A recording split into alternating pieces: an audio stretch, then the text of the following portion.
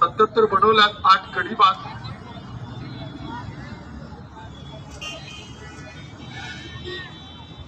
नागनाथ इतकरला आपण पाहिलं तर शेवटच्या षटकासाठी राखीव ठेवले.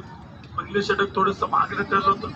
देखील या संघाचा एक मुंबई गोलंदाज आहे, या संघाचा एक स्ट्रायकर गोलंदाज म्हणून नागनाथ इतकरला आपण सातत्यानं पाहिलेला आहे.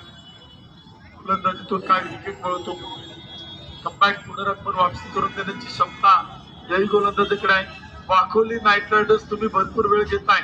Captain Rakesh Jadhav and team already मला वाटतं पंचांनी तुम्हाला तिथे सूचना केलेल्या आहे.